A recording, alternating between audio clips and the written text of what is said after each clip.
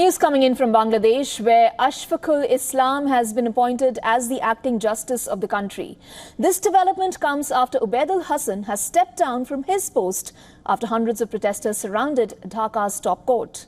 The confirmation of Ashfaqul Islam's appointment came from Supreme Court's public relations.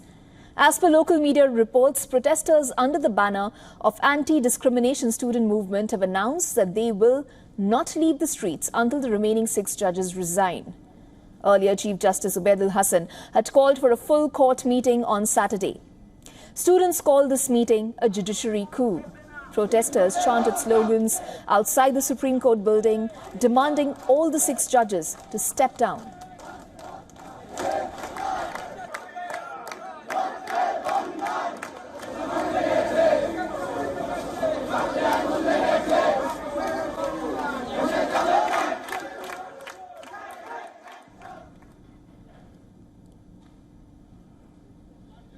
The Commonwealth Journalists Association has appealed to Mohammad Yunus, the head of Bangladesh's government, to ensure the safety of journalists and media organizations in the country. Meanwhile, Sheikh Hasina's son, Sajib Wazed, claimed that Sheikh Hasina did not formally resign from the post of the Prime Minister before fleeing Bangladesh amid intense anti-government protests. She was going to announce her resignation and announce a constitutional transition of power, which would be Parliament holding new elections. That is what she was going to announce. But she had no plans to leave her residence at all. She did not. That was completely, in fact, the reason this happened was this was completely unplanned. She was going to just resign.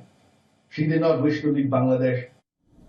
At least 232 people were killed in incidents of violence which erupted across the country following the fall of the government led by Hasina, taking the death toll to 560 since the anti-quota protests first started in Minjirai. Hindus, who make up about 8% of Bangladesh's population of 170 million, have majorly been targeted. A school teacher has been killed and at least 45 people have been injured. Homes, businesses and temples of Hindus were vandalized. Despite the tension, the police continue to observe a work abstention, citing fears for their safety amid reports of officers being targeted as well as being accused of extrajudicial killings. The newly appointed Inspector General of Police, Obaidul Hassan, has given an ultimatum to the police across the country to return to the respective workstations within 24 hours. Meanwhile, demanding protection for minorities, a large crowd gathered outside the United Nations headquarters in New York. Protests also took place at other places in the city. Given the situation, Bangladeshis, mostly Hindus, have been trying to flee to neighboring India and take refuge there. India's border security force, with the help of Border Guard of Bangladesh, foiled an infiltration attempt along the India-Bangladesh border in West Bengal's Cooch Behar district earlier on Saturday.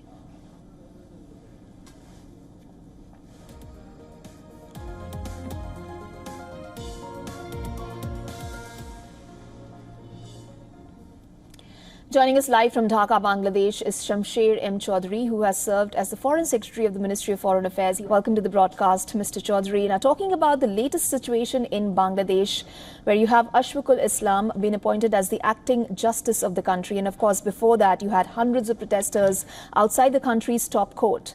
Do tell us why and how is the crowd still able to run riot on streets when there is an interim government in place? Thank you very much, and thank you for inviting me. The reason, the anger that the students still have, yes, there is an interim government in place. It's only about 48 hours old, and they're still taking time to, settle down, take care of various sets of issues and problems, murders of students by the outgoing government, by the police and by their student wing. So there is a huge amount of anger. The anger at the Supreme Court by the youth is understandable, not desirable, but understandable, because it is the court which took time to, first of all, anger that the students still have. Yes, there is an interim government in place. It's only about 48 hours old, and they're still taking time to, settle down, take care of various sets of issues and problems, murders of students by the outgoing government, by the police and by their student wing.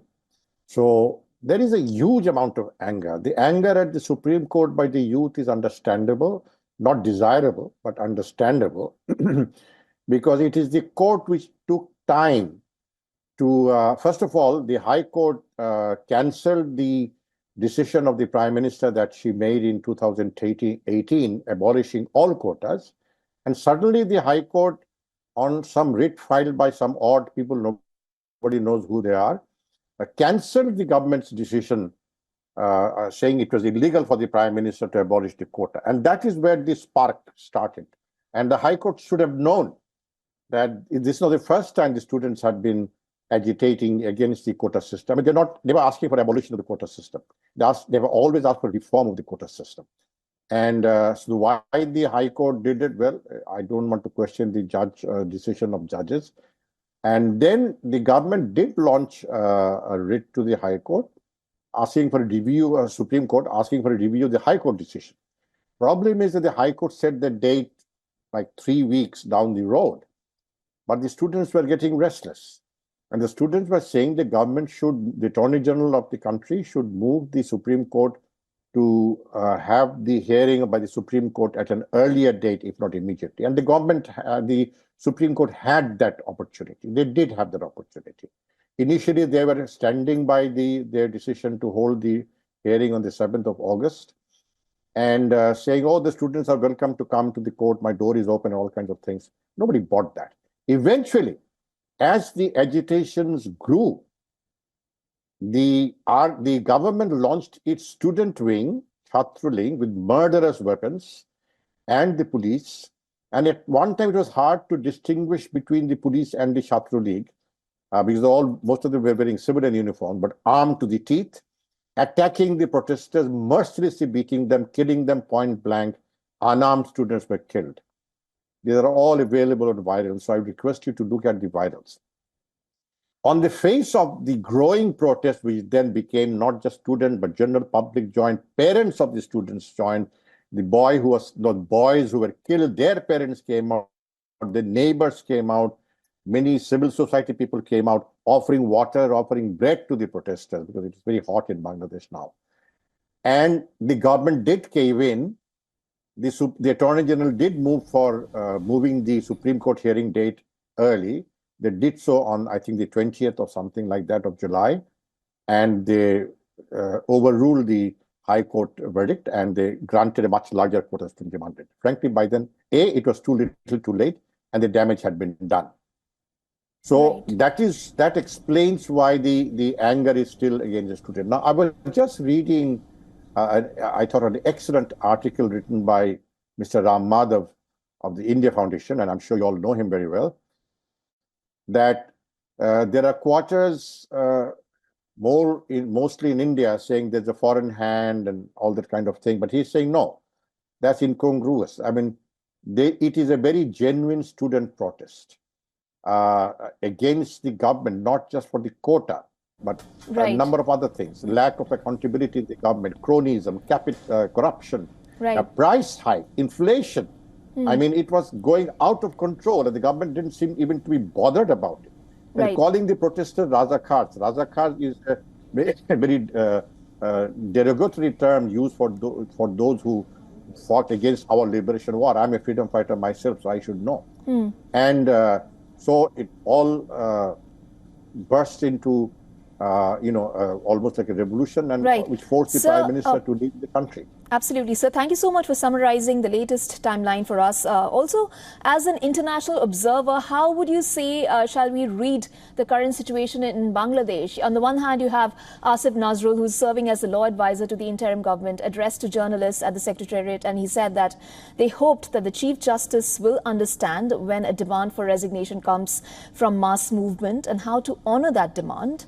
And since this is coming from the law advisor to the current interim government, how shall the world World read the current political situation in Bangladesh? And let me also add to that, who is really in control of things here? Not to forget, there are 2 student body reps also included in the interim government. Well, the interim government is definitely the one in charge, but that doesn't mean the students will not protest. I mean, even under normal government, there are student protests, making different kinds of demands. This is nothing unusual. And I think the advisor for law, Mr. Dr. Asif Nazrullah, is absolutely right in saying that he hoped that the Chief Justice would recognize the anger among the students, and he would honor the student protest, which he did. Eventually, he did resign, and it is now being processed with the president. So the government is following the process, but that doesn't mean the students will not protest about other things. I mean, tomorrow, if the people come out to the streets against the price rise, the price hike, you can't stop them. They're going to do it. It's not that the government forced the Chief Justice to resign. It is the students' protest, or the face of the student protest. The Chief Justice, being a man of law and person of conscience, had to respond to the call of conscience and resign. Right. And so he did, and now somebody else has been appointed as an acting role as the Chief Justice. Okay. Thank you so much, Mr. Shamsher Chaudhary, for speaking so eloquently on the broadcast today. Thank you very much. For all the latest news, download the WION app and subscribe to our YouTube channel.